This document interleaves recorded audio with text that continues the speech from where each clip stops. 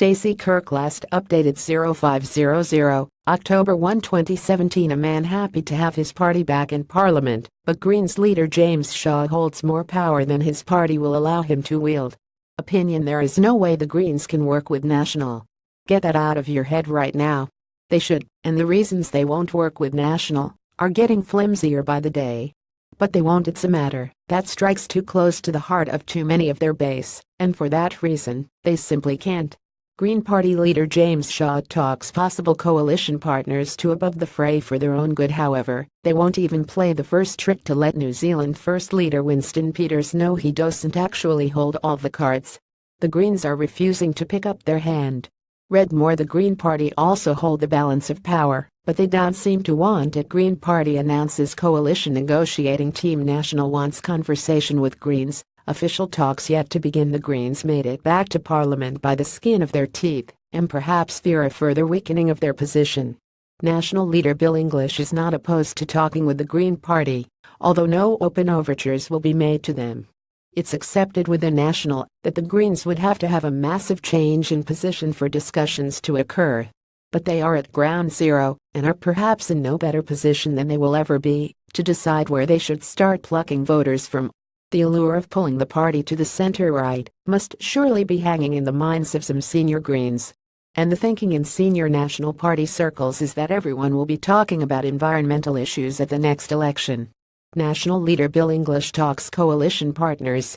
National is completely aware, whether they think it's fair or not, that the perception is they do not do enough for the environment and they will need to produce some big moves this term, with or without the Greens. Regardless of which party gets to form the government, this campaign has highlighted a set of problems that voters will expect vast improvement on by 2020. There are also certain gains the Greens could force that would carry twice the legitimacy if they came from a national government.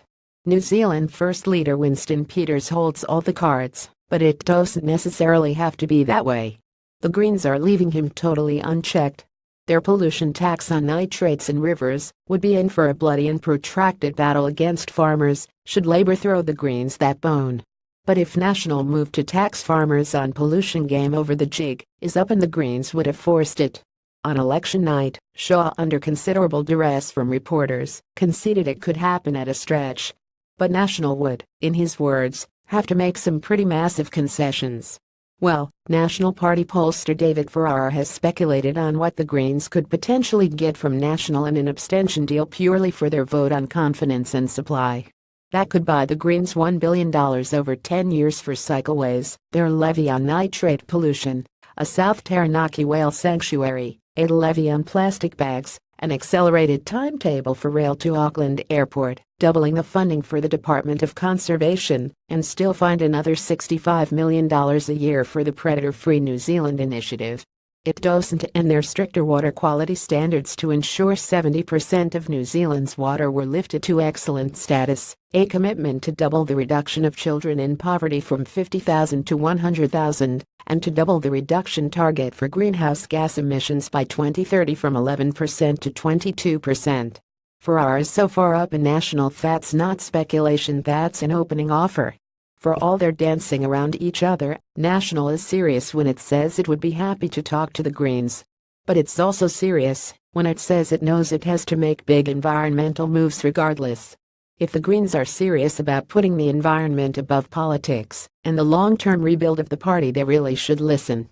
Sunday Star Times.